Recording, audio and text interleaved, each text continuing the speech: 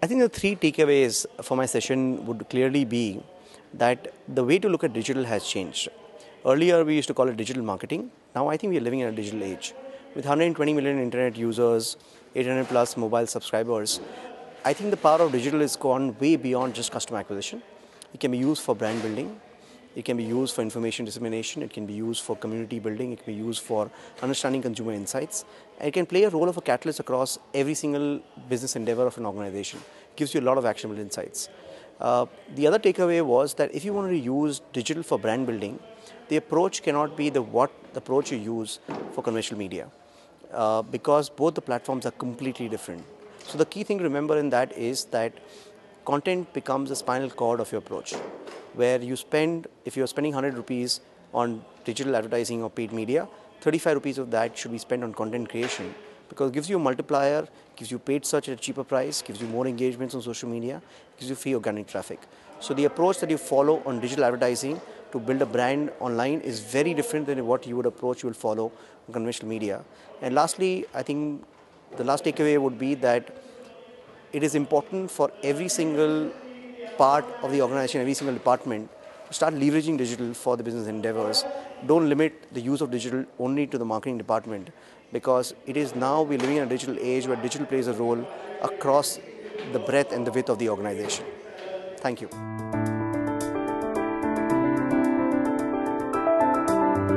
evening, guys. This is the worst session to have, right? I'm the only one being new and weird. So I'll try to make it as quick as possible and make it entertaining as well.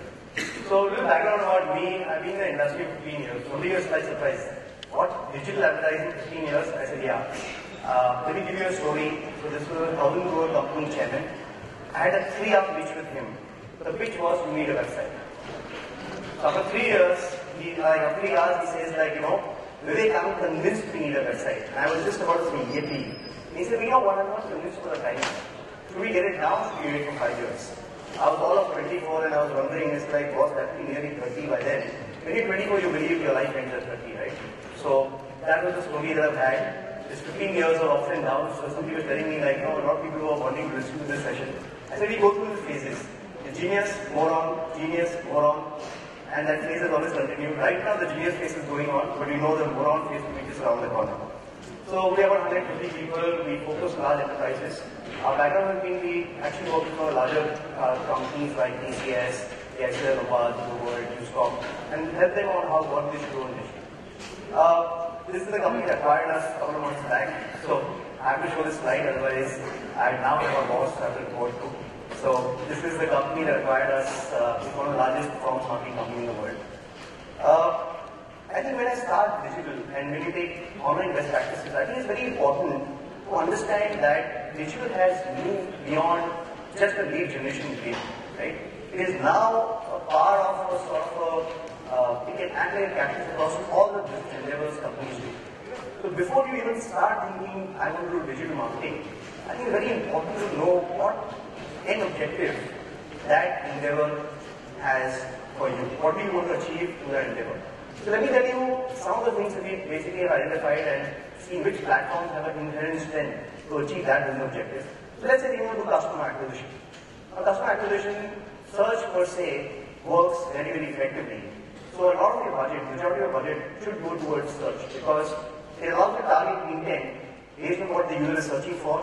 If he's searching for a washing machine, you can give him an ad of a washing machine. If you're looking for a flight, you can give him an ad of a flight. Now you only get charged when somebody clicks on it. So automatically for customer acquisition, it gives you the best ROI. If you want to move further, let's say brand building. Now brand building on digital is very different than the way you build a brand in a conventional physical world. So I'm going to actually elaborate this more towards a more detailed presentation of how do you actually do brand building exercises, endeavors to digital. So I'll cover it a little bit differently in this presentation itself. Then there's information dissemination. You may have partners that you want to educate. You may have customers who you want them to have some more information. It could be a pharmaceutical company wanting to disseminate information with doctors. Now, information dissemination, the platforms that will be effective in that would be platforms like YouTube, would be platforms like mobile applications, etc. A lot of what happens is people come to me, they say that my business objective is this, and I want to use this platform for that business objective. I said, then you don't need me, right? Because you know the problem, you know the solution, right? So we all heard of like, people have come to me and said, okay, you know what? Dell sells computers through Twitter, so I want to sell my product through Twitter. And then they give me the stat that, you know, Dell has sold $20 million worth of computers through Twitter. I said, yeah, okay, so you know what you do is, let's meet after a few years, you take your revenues to $250 billion, because that's the revenues of Dell, and I will promise you I'll sell you $20 million of your product through Twitter. Right? But the fact of the matter is that if your business objective is clear, and your business objective is to sell products, then don't decide the platform for your partner. It's idiotic, right? You hire an expert and then tell him what to do.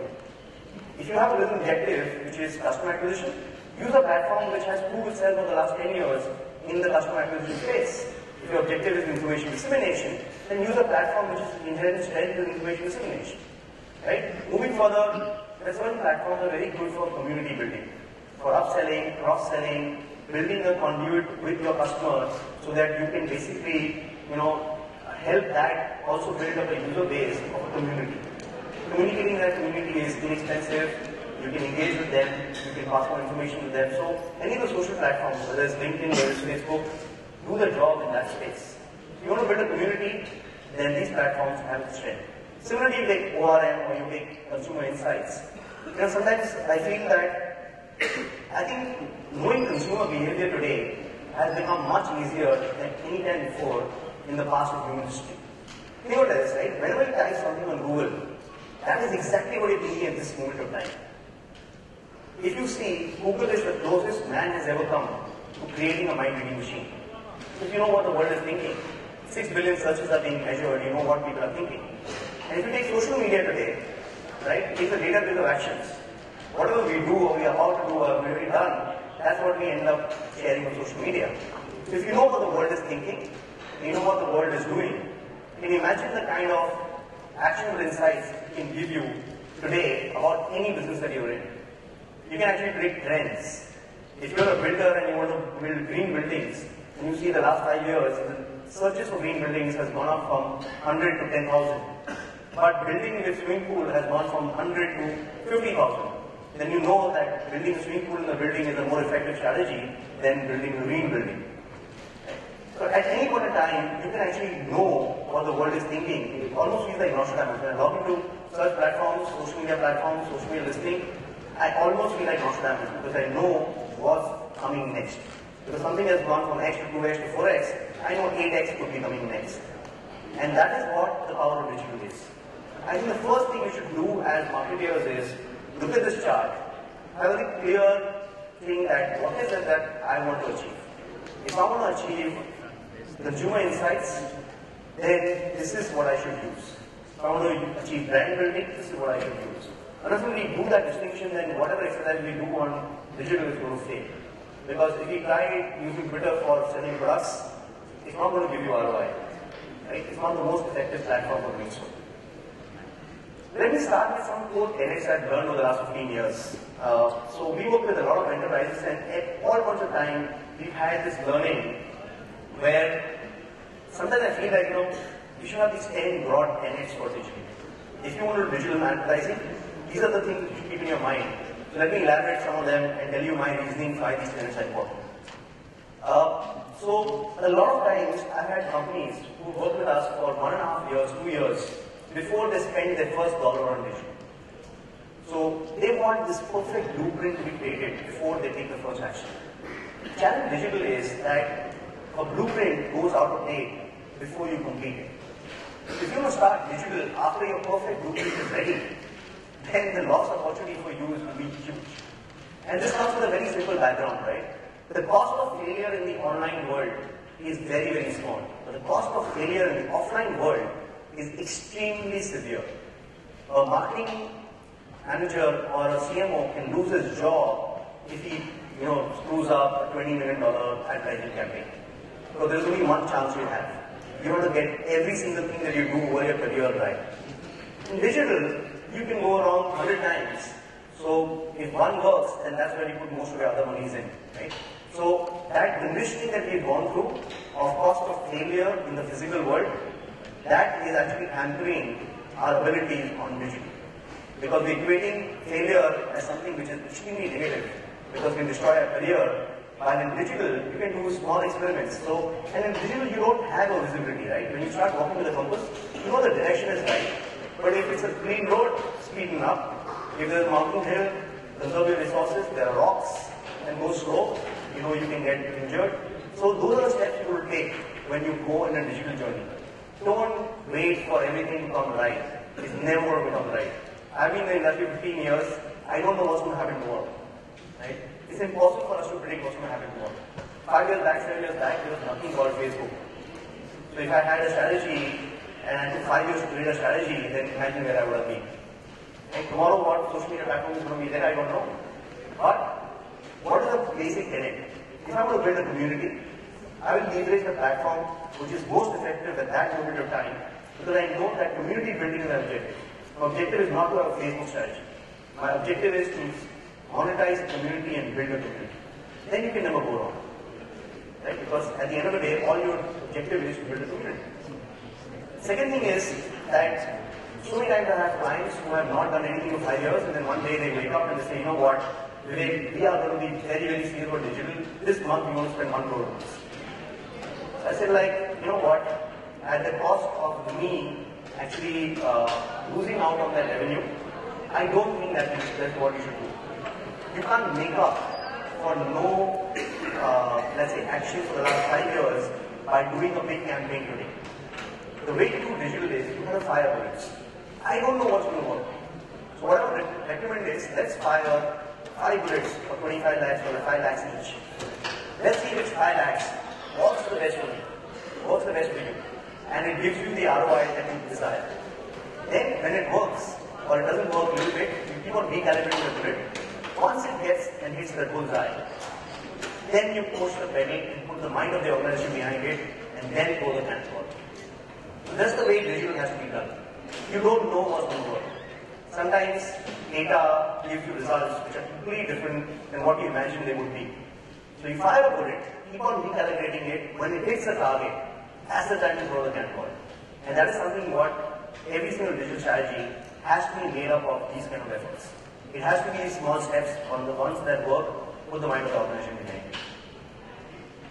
Some of the things that we do with a lot of partners is probably not the best indication, but a digital partner, whether it's an agency, whether an in-house team, who you hire, they have to be like a Sherpa for you. A digital strategy is nothing. Consulting in this space is like walking with you towards the summit. We don't know the route that we will take, because today the weather could be different, there could be sun coming up, it could be windy. We don't know what the journey is going to be like. All we know that we've climbed the summit many times before, and that summit will require a lot of heavy lifting at times. The job of digital partner is to actually walk with you. If I give you a blueprint, here's the blueprint, that's the destination, there's Mount Everest, see you tomorrow after you climb it, I know that guy is going to perish. Right? That's not how digital can work. You have to walk with your partner, do the heavy lifting at times, because you would have a 150 people team, they would not have the same resources. But take the journey, and we don't know what route we're going to take today. If I estimate, like, although it looks clear, but it could rain or it could be a storm out there, we tend to rest for a few days before you go and attend the summit again. So the role of a digital partner is to act like a Sherpa. So many times what happens is, Vivek, you've done this 15 years, you still don't know what to do. See, yeah, I don't. But the problem is not that I don't know, nobody does. Right? And the best way for me to be honest is tell you what I don't know. Every single consumer today, so let's take if you take search as an industry, right? Every keyword intent today can mean so many things. Every single consumer who's searching for that intent can mean 2 different things. If I search for a luxury car, right? What if I'm a 1,000 crore guy? A luxury car for me could mean Ferrari. What if I'm a 1 crore rupee guy? A Toyota Corolla or something becomes a luxury car. Right? The same keyword, 2 different individuals, complete different intent and different positioning for your brand. So I don't know who's searching the luxury car. But once I test it out, I know that 90% of the people who search for luxury car actually need a Toyota Corolla, because there are fewer people with 1,000 crores net worth and more people with 1 crore net worth. Right? Then I say, okay, you know what? But then people who are wanting to buy a Ferrari go and search for a luxury car. They search for Ferrari 365. Then over a period of time, I will learn that how the search patterns of this user are different. And in that process, I'll be able to strategize and give you a better strategy. That's what the role of a digital partner should be. The other thing is, I think digital is now moved where I think it's it used to be digital marketing at one point of time. Now it's no longer digital marketing. We are living in a digital age. If you look at this room right now, anybody in this room who's not carrying a mobile phone? Right? One person. You lost it, is it? So, the thing is that today we're interacting with devices which could be digital in nature almost all day long. Whether it's televisions, whether it's tablets, whether it's mobile phones, whether it's whatever digital devices we think of. Right? So we're living in a digital age. So when you actually create a strategy, don't create a strategy for a particular machine or device. Create a strategy and then see how each device can be used. The same device should work well if you're watching television at home. It could be a video, but video should work on a mobile device. You should have a strategy where you have people who don't have Indian connected mobile phones. Then a missed call strategy and SMS can be a very effective method. So your strategy should be platform and device agnostic. I hate starting a campaign when you say, you know what, I want to do a strategy for this particular platform or this particular device. The overall business objective has to be kept in mind. And then you leverage each of the devices, and we don't know which device is going to be there tomorrow. Devices are changing all the time. Right? Most of us think that digital is not physical.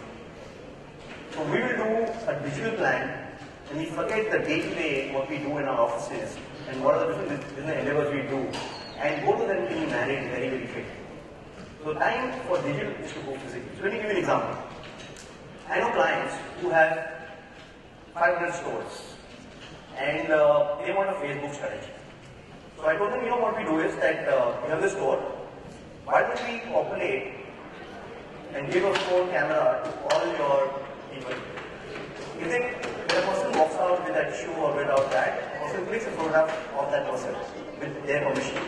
And if they get 20 likes, they get 10% off on the product. And it's like when I go for shopping, if I have friends with me, it's a much better experience. So now what happens is, Facebook becomes my friend circle, and I'm crowdsourcing shopping. If you have 50,000 footfalls every day on these stores, you could get 50,000 likes or more, or 2 million likes within a period of 1 month. Right? So the thing is that keep platform agnostic. It's not a social strategy, it's not a Facebook strategy. It's a business objective. You want to build a community of your customers. Your customers are walking into your store. Why not leverage them? Their friends will have most likely similar, let's say, social standing. So if they buy a product, maybe their friends would like their product.